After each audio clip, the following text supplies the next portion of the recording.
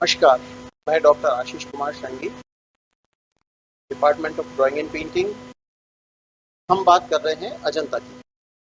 अजंता की पिछली 2 क्लासेस में हमने देखा कि अजंता का परिचय प्राप्त कर लिया हम लोगों ने कि दूसरी ईसा पूर्व से द्वितीय शती ईसा पूर्व से छठी शताब्दी ईस्वी तक बनी ये जो चित्रकला है, ये महाराष्ट्र के औरंगाबाद जिले में है। 1819 में इनका पता चला और टोटल 30 गुफाएं हैं। चित्रों को हमने देख लिया कि जातक कथाओं, भगवान बुद्ध की जातक कथाओं और उनके बुद्ध जन्म जन्मांतर की घटनाओं को चित्रित किया गया है। आज हम देख रहे हैं इनकी विशेषताओं। तो अजंता चित्रकला की जो विशेषताएं हैं उसके बारे में हम देखते हैं।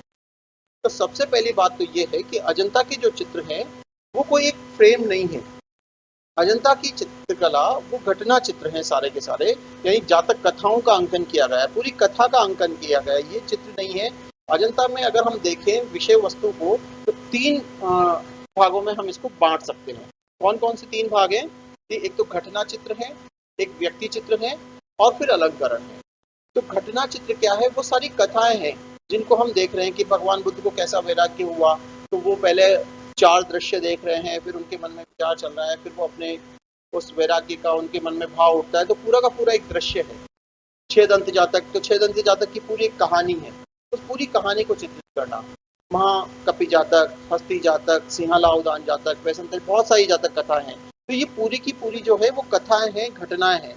इन घटनाओं को उन्होंने कैसे चित्रित किया है? ये पूरा घटना चित्र है, यानी वर्णनात्मक है। अजंता की कला जो है वो वर्णनात्मक है। अब भगवान बुद्ध के जो जन्म जन्मांतर की घटनाएं हैं, जातक कथाओं के आधार पर उनको चित्रित किया। इसके अलावा दूसरे है व्यक्ति चित्र, यानी राजा महाराजाओं के चित्र, बोधिसत्वों के चित्र। वो एक व्यक्तित्व के रूप में है, तो वो व्यक्ति चित्रों के अंतर्गत आते हैं। और इसके अलावा जो चित्र बने हैं वो है अलंकरणों के। अलंकरण जो है वो कहाँ कहाँ बने हैं? खंभों पर बने हैं, दीवारों पर बने हैं। जहां भी रिक्त स्थान चित्रकार को मिला है उसने वहां पर अलंकरणों को चित्रित कर दिया है। बहुत सुंदर अलंकरण, बेलें, फूल, पत्तियां, प्रेमी युगल, हाथी, ऐसी लचीले आकार है कि देखते ही मन मुग्ध हो जाता है। तो ये जो है, तो अजंता की जो कला है वो उस समय के समाज का दर्पण है। उस समय जैसी सामाजिक व्यवस्था थी, उस समय जैसे सौंदर्य मानदंड थे, उनके आधार पर बनी हुई कला है। अब हम बात करते हैं रेखा की। अजंता की कला में अगर सबसे इंपॉर्टेंट बात अगर हमसे पूछी जाए कि क्या है, तो वो है रेखा। रेखा अजंता की जो है वो सामान्य रेखा नहीं है।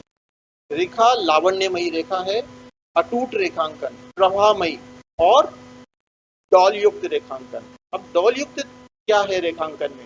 यानी एक लाइन जो चल रही है वो कहीं से पतली हो जाती है और कहीं से मोटी हो जाती है और उसमें कोई टूटन भी नहीं आती। ये डॉल युक्त है। जहां से शरीर का भाग स्थूल हो रहा है वहां पे रेखा मोटी हुई जा रही है। जहां पे जैसे वो कंधे से चला तो नीचे जैसे ही कमर पे उतरा तो कमर पतली है, तो वहां पे रेखा पतली हो गई है। और फिर जैसे ही नितंब पर पहुंची है तो वो रेखा वापस मोटी हो गई है। तो ये रेखा का डोल है। तो ये रेखा का डोल उसने अपने ब्रश में प्रेशर से हैंडल किया है कि कितना प्रेशर उस पर आना चाहिए कि कहाँ पे रेखा कितनी मोटी करनी है, कहाँ पे कितना पतला रखना है। तो ये डॉल युक्त रेखांकन है। इसी से ही आकार की, रूप की तीसरे आयाम को दर्शाने का प्रयास है। तो अजंता के चित्रकार के लिए रेखा एक मर्यादा है और रेखा ही भाव प्रदर्शन का मुख्य आधार है। रेखाओं से भावों की अभिव्यक्ति हुई है। रेखा अजंता की कला में रेखा बहुत ही शक्तिशाली और लावण्यमयी है। जैसा कि इस चित्र में आप देख रहे हैं कि ये रेखा यहाँ से चली है, कोई टूटन नहीं है, पूरी की पूरी घूम के और ये आ गई है पूरी एक ही लाइन से, पूरा का पूरा, कहीं भी उसमें ब्रेक आपको नजर नहीं आएगा। तो ये रेखा की बहुत बड़ी विशेषता है अजंता की रेखा। रंग, अजंता के रंग जो है वो बहुत इंपॉर्टेंट है।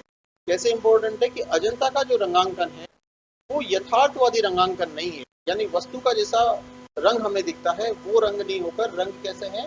भावों के अनुकूल रंग होता है, यानी प्रतीकात्मक रंग होता है। जैसा भाव आपको प्रदर्शित करना है वैसे रंगों का इस्तेमाल अजंता के चित्रकार ने किया है।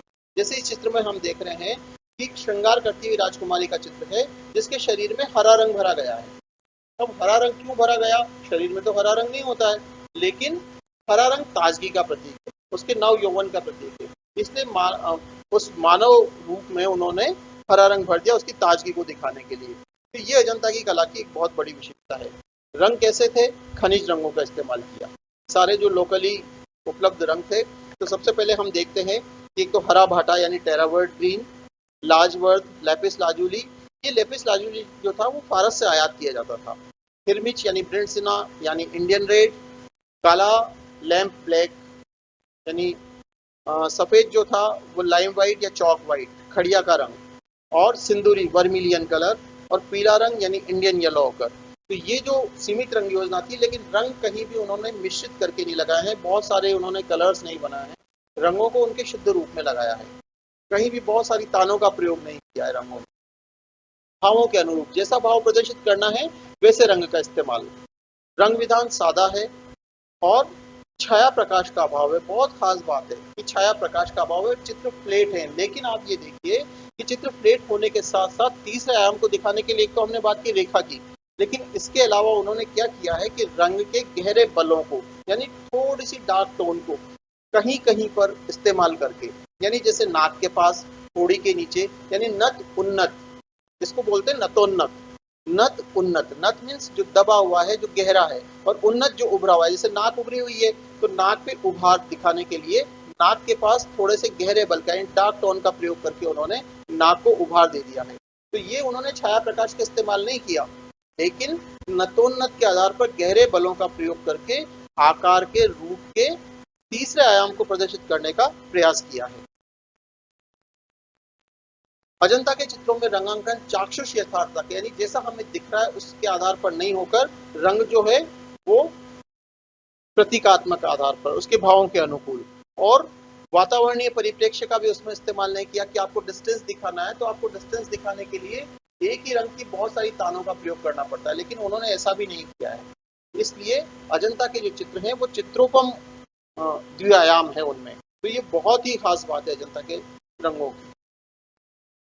इसके बाद बात करें रूप, तो अजंता का रूप जो है वो वास्तव में उस वक्त के जो सौंदर्य मानदंड थे, जैसे अभी हम किसी चीज को सुंदर मानते हैं, कौन सी चीज सुंदर है, हम कोई भी चीज देखते हैं कि ये सुंदर है, तो वो हमारे एक सौंदर्य के मानदंड है, हमारी एक सामाजिक मान्यताएं हैं, हमारा एक उसके प्रति पूर्व आग्रह है रूप के प्रति। तो उस समाज में, उस तत्कालीन समय में सौंदर्य के जो मानदंड थे उनके आधार पर जो रूप का सौंदर्य उन्होंने प्रस्तुत किया है वो तत्कालीन सामाजिक सौंदर्य मानदंडों के आधार पर है, नैसर्गिक सौंदर्य पर। और एक खास बात है कि अजंता का जो रूप है वो प्राकृतिक रूपों का संश्लेषण है। प्राकृतिक रूपों का संश्लेषण का मतलब, जैसे हम बात कर रहे थे कि अजंता की चित्रकला जो है वो शास्त्रीय आधार पर, तो शास्त्रों में जब कहा गया कि रूप कैसा होना चाहिए तो वो प्राकृतिक रूपों का समुच्चय है कि आंख कैसी होगी कि कमल की कली के समान, या मत्स्योदर नयन, या परवल की फांक के समान, जैसा भाव आपको दिखाना है। चेहरा कैसा होगा कि अंडे की आकृति का या पान की पत्ती के आकार का, तो चेहरा कैसा है पान की पत्ती के आकार का। आंखें कैसी हो गई कि कमल की कली के समान, और वेणी कैसी है तो सर्प सदृश वेणी। तो वहां पर उन्होंने रूप क्या किया कि प्राकृतिक रूप जो थे जिसका रूपगत और भावगत दोनों साम्य थे, ऐसे रूपों से एक मानवीय रूप की रचना करी जो अपने भावों को बहुत ही साउंड तरीके से, बहुत ही सक्षम तरीके से वो प्रस्तुत कर पा रहा था। रंग योजना जो थी वो रंग योजना आपकी भावों के अनुकूल, रूपों का जो उन्होंने चयन किया प्राकृतिक उपादानों का वो सब भावों के अनुरूप, यानी भावगत साम्य और रूपगत साम्य दोनों हो तो वो ऐसा सादृश्य का प्रयोग। तो अजंता का जो रूप है वो कैसा है, प्राकृतिक रूपों का समुच्चय है। तो इसलिए भाव संप्रेषण में उनको बहुत मदद मिली इस चीज से। काव्यानुरूप विधान, रूप कैसा है काव्य के अनुरूप, जैसे कवि अपने रूप में वर्णन करता है कि वो, जैसे कालिदास ने अपने अभिज्ञान शाकुंतलम में शकुंतला के रूप का जो वर्णन किया है, तो वो सारा रूप जो है वो वास्तविक रूप नहीं है, वो काव्यात्मक रूप है, वो कवि की कल्पना का रूप है। तो चित्रकार ने उस रूप को यहाँ पर प्रस्तुत कर दिया है, यहाँ पर दृश्यमान कर दिया उस रूप को, ये उस रूप की खास बात थी। तो उस समय की अवधारणाओं को, सौंदर्य मानदंडों को उन्होंने इसमें दर्शाया है। अगर हम देखें तो ये सारे के सारे रूप जो आपको वहां पर देखने को मिले। परिप्रेक्ष्य बहुत इंपॉर्टेंट फिगर है, परिप्रेक्ष्य का इस्तेमाल अजंता के चित्रों में कहीं भी परिप्रेक्ष्य का, वैज्ञानिक परिप्रेक्ष्य का, सॉरी माफ कीजिएगा, वैज्ञानिक परिप्रेक्ष्य का इस्तेमाल नहीं हुआ। परिप्रेक्ष्य है लेकिन कौन सा परिप्रेक्ष्य है, नंदतिक परिप्रेक्ष्य या बहुबिंदु परिप्रेक्ष्य। यानी जब हम किसी चीज को देखते हैं तो एक हमारा दृष्टिकोण होता है, एक एंगल होता है और एक वस्तु का एंगल होता है। यानी वहां से हमारी दृष्टि की सीमा है कि जैसे मैं यहाँ पर हूँ तो रूम के बाहर क्या हो रहा है ये मुझे नहीं पता है, या मैं किसी वस्तु को देख रहा हूँ सामने से दिख रही है वो पीछे से नहीं दिख रही, मैं इस तल पर खड़ा हूँ तो नीचे के तल को नहीं देख पा रहा हूँ और ऊपर के तल को नहीं देख पा रहा हूँ। तो इस तरह से मेरी दृष्टि की सीमाएं हैं। लेकिन अजंता के चित्रकार ने काल्पनिक परिप्रेक्ष्य के द्वारा अलग अलग समय पर होने वाली घटनाओं को और अलग अलग स्थानों पर होने वाली घटनाओं को एक साथ उन्होंने क्या किया है कि पूरा का पूरा एक दृश्य में एक घटना के साथ अंकित किया है। यानी जब हम छह दंत जातक की कथा की बात करते हैं तो उस दो रानियां जो थी चुल्ल सुभद्रा और महासुभद्रा जिसकी हमने कल बात की थी, तो आप देखें कि वो एक घटना है एक जीवन की। उसके बाद वो रानी मृत्यु को प्राप्त हो जाती है, फिर दूसरे रूप में जन्म लेती है, दूसरे रूप में जन्म लेके वो राजा की पटरानी बनती है और वहां से फिर वो उनको छह दंत हस्ती को मारने का आदेश देती है। फिर वो छह दंत हस्ती जंगल में तलाशा गया, फिर वहां पर उसके जो दांत थे वो लेके आए जाते हैं, फिर रानी मूर्छित। तो अलग अलग काल में अलग अलग समय पर अलग अलग स्थानों पर होने वाली घटनाओं को एक साथ एक ही भूमि पर एक ही दीवार पर चित्रित करना, तो ये था बहुबिंदु परिप्रेक्ष्य, यानी अलग अलग दृष्टिकोण अलग अलग समय पर होने वाले घटनाओं को एक साथ चित्रित कर देना। ये अजंता कलाकार की बहुत बड़ी विशेषता थी, ये उसकी क्वालिटी थी अजंता की। तो अजंता में वातावरणीय और रेखीय परिप्रेक्ष्य, यानी जैसा कि हमने बोला कि वैज्ञानिक परिप्रेक्ष्य का अभाव है, बल्कि उन्होंने क्या किया अनेक दृष्टि बिंदुओं से बने, यानी यहाँ से मैं कैसा देख रहा हूँ वहां से कैसा दिखेगा, बाहर से कैसा दिखेगा, एक साथ बहुत सारी फॉर्म्स को लेके फिर उन्होंने उसको कंपोज किया है। और रेखा के घुमाव से ही उसके अंतराल को दिखाया, दूरी और समीपता का बोध कराया है। और दूसरी बात क्या है, काल्पनिक और नंदतिक परिप्रेक्ष्य का इस्तेमाल करना। अगर हम देखें तो राहुल समर्पण के चित्र में जो राहुल है और उनकी माता यशोधरा जो है वो अपने पुत्र को भगवान बुद्ध को भिक्षा में समर्पित कर रही हैं। तो भगवान बुद्ध का जो आकार है वो सामान्य से कई गुना बड़ा है, जबकि यशोधरा और राहुल का आकार सामान्य है।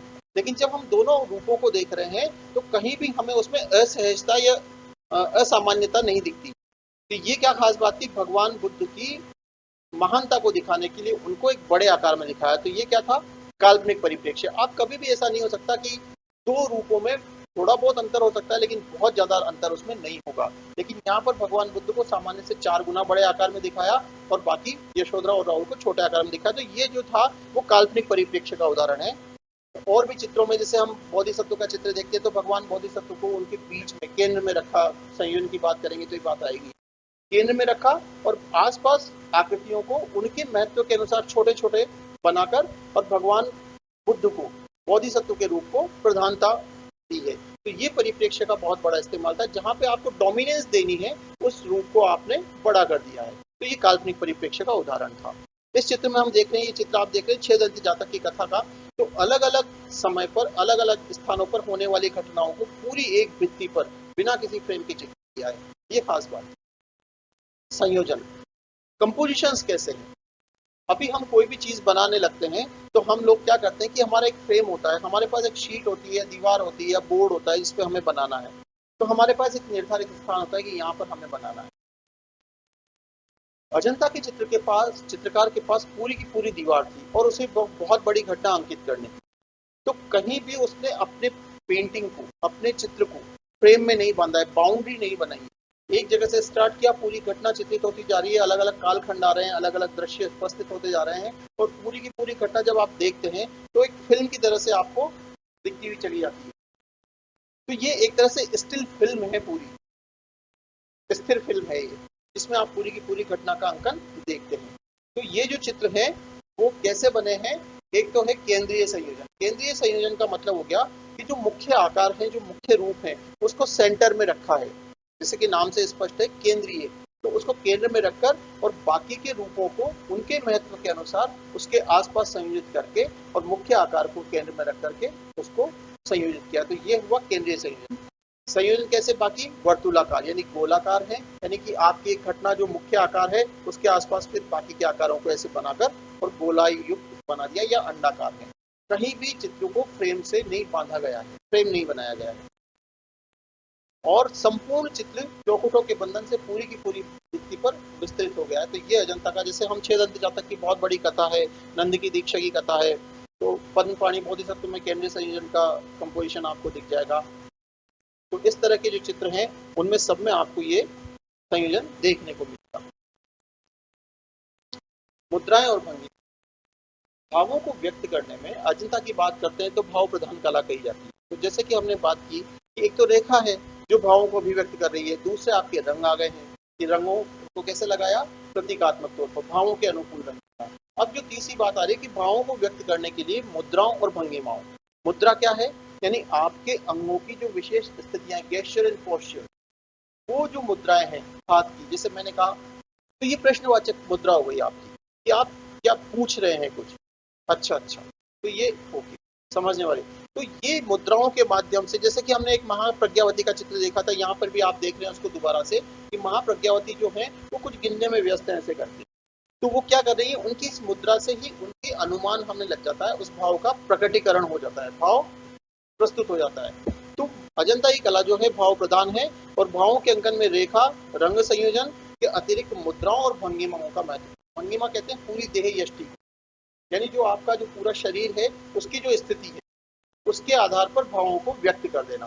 तो मुद्राओं और भंगिमाओं का तो हस्त मुद्राएं, पाद मुद्राएं यानी पैर की मुद्राएं, मुख मुद्रा और पूरी देह की यष्टि, इनके आधार पर भावों को अभिव्यक्त किया गया। तो अजंता की कला में बहुत सारी मुद्राओं का प्रयोग हुआ है। आप देखेंगे तो बहुत सारी चित्र देखने को मिलेंगे। यहाँ मैंने कुछ आपके लिए निकाले हैं।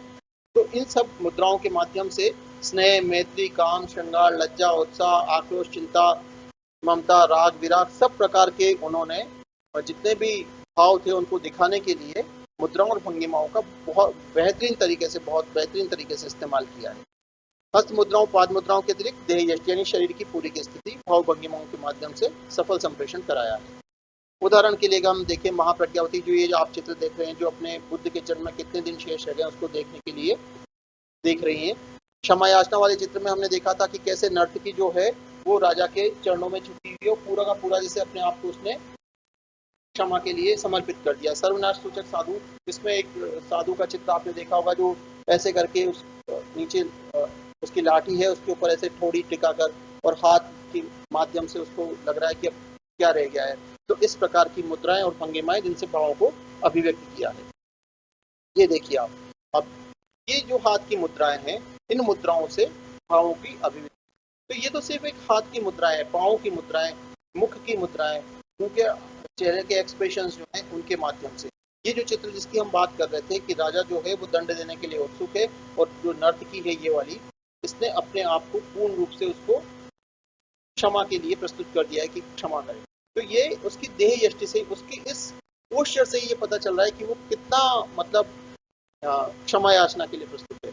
तो मुद्राओं और भंगिमाओं के माध्यम से भावों को अभिव्यक्त किया गया चित्रकला में, अजंता की कला में। अलंकरण, अलंकरण एक बहुत इंपॉर्टेंट फीचर है अजंता की कला का। कि हमने बात की कि एक तो व्यक्ति चित्र है और घटना चित्र है। घटना चित्रों के अलावा, व्यक्ति चित्रों के अलावा कुछ अलंकरण एंड डेकोरेटिव पैटर्न्स, आलेखनात्मक चित्रण। तो जहां जहां पर भी, जैसे हमने कहा कि कोई भी रूप को उन्होंने, कोई भी घटना को उन्होंने फ्रेम से नहीं बांधा, तो जो स्थान रिक्त रह गए उनको उन्होंने क्या किया है कि आलेखनात्मक रूपों से, प्राकृतिक रूपों के अलंकरणों से, कमल की फूल, बेले, फूल, हाथी, प्रेमी युगल, ऐसे बहुत सारे जो रूप थे उनके द्वारा पूरे के पूरे रिक्त स्थान को फिल कर दिया। जितने भी छत थी वहां पर आप देखोगे कि जैसे ये छत का एक अलंकरण है, इसमें कमल के फूल, नाल, पत्तियां, इनसे पूरे का पूरा उसको उन्होंने फिल किया है। तो ये आलेखनात्मक है, अलंकरणात्मक है। और हंस, फूल पत्तियों के अलावा हंस, कुछ काल्पनिक पशु पक्षी, जंतु, ये सब उन्होंने इसके लिए इस्तेमाल किया। ये सारा का सारा जो है कि आप देखिए छोटे छोटे वर्गाकार, आयताकार खंडों में विभक्त करके भूमि को, और उन्होंने ये देखिए आप बिल्कुल कल्पनात्मक रूपों से आलेखन किया है। यहाँ पर हंसों का आपको चित्र दिखाई दे रहा है कमल पुष्पों के साथ, और ये पूरी कमल के कमल और बीच में ये हंस की आकृति। तो इस तरह से उन्होंने रिक्त स्थानों को चित्रित करके और रिक्त अलंकरणों से परिपूरित किया है। ये सारे के सारे आपके लिए उदाहरण हैं।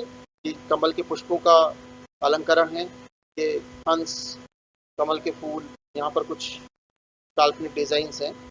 ये अजंता की तकनीक, ये बहुत इंपॉर्टेंट फिगर है। अजंता की तकनीक जो थी वो भित्ति पर चित्र बने, जनरली हम उसको भित्ति चित्र कहते हैं, फ्रेस्को बोलते हैं। तो फ्रेस्को जो था वो एक्चुअली शब्द बना है फ्रेश से, यानी कि जो भूमि फ्रेश थी, यानी जिसपे नमी रहती है, उस समय उस पर चित्रण करना। जितनी भी इटालियन टेक्निक्स है वो बूनो फ्रेस्को कहलाती है। बूनो फ्रेस्को मीन्स गीली भित्ति पर चित्रण करना। जिससे क्या होता था कि चूने की जो भित्ति थी उसमें जब रंग लगाया गया तो चूने ने रंग सोख लिया और वो रंग उसके गहरे तक बैठ गया, ताकि अब वो आसानी से छूट नहीं सकता अगर कोई खुरच भी दे तो। लेकिन अजंता की जो भित्ति पर काम हुआ वो सूखी भित्ति पर काम हुआ, लेकिन फिर भी रंग अभी तक दृढ़ है। इसका क्या कारण है? क्योंकि उन्होंने चित्र बनाने के बाद में, हमारे यहाँ शास्त्रीय कला में विधान है कि उसके ऊपर वज्र लेप, एक विशेष प्रकार का लेप तैयार करके और उसके ऊपर चढ़ा देना, जिससे जैसे हम वार्निश कर देते हैं किसी भी कलर के ऊपर, तो वो क्या हुआ, एक फिल्म चढ़ा दी हमने उसके ऊपर। तो उन्होंने वज्र लेप, जिससे चित्र चमकदार भी हो गया और वो सुरक्षित भी हो गया। तो इस तरह से उन्होंने वज्र लेप, तो अजंता की कला जो है वो टेम्परा विधि से बनाई गई है। ये फ्रेस्को, हम भित्ति चित्र जरूर बोलते हैं इसको, लेकिन ये फ्रेस्को नहीं है जो शब्द हम सुनते हैं, ये भित्ति चित्रण है। और इसको उन्होंने सूखी दीवार पर बनाया है। इसके लिए पहले क्या करते थे, गारा, ईंट का चूरा, गोबर, धान की भूसी, इसको लेकर एक मोटा प्लास्टर गुफा की दीवार पर किया जाता था। फिर उसको थोड़ा सा पिक करके और उसके ऊपर चूने की महीन परत चढ़ाई जाती थी। चूने को तैयार करने के लिए भैंस के चमड़े में, इमली के पानी में और चूने को महीने सवा महीने तक गलाकर उसका बिल्कुल महीन क्रीम की तरह पेस्ट बनाया जाता था। और फिर जब वो भित्ति तैयार हो जाती थी तो उसके ऊपर उसका लेप किया जाता था। जैसा कि आपने पुराने महलों में देखा होगा, बिल्कुल चिकना प्लास्टर होता है, तो उस तरह का जो प्लास्टर था वो प्लास्टर वहां पर उन्होंने तैयार कर लिया। उसके बाद ब्रश की सहायता से बहुत हल्के रंग से जो भी आपको घटना बनानी है उसका पहले रेखांकन किया जाता था। तो रेखाएं, जैसे मैंने बताया, डोल युक्त रेखांकन, बहुत लयात्मक रेखाओं से उसको पूरा का पूरा चित्र बना दिया। उसके बाद उसमें स्थानीय रंग भर के पूर्ण किया जाता था और फिर पुनः अपेक्षाकृत डार्क रंग से, गेरू कलर की रेखा से उसको वापस से रेखांकित किया जाता था और फिर उसके बाद में उसको या तो बुटाई की जाती थी चित्र की, या उस पर वज्रलेप चढ़ाया जाता था। तो ये जो चित्रण की तकनीक थी, इससे जो चित्र था वो उनका सुरक्षित हो गया और बहुत लंबे अंतराल के बाद आज भी हमें देखने को मिलता है। तो वज्रलेप का जो उल्लेख है वो शास्त्रीय ग्रंथों में मिलता है। ये अजंता की तकनीक। तो मुझे आशा है कि आपको ये चीज समझ में आई होगी। Thank you so much.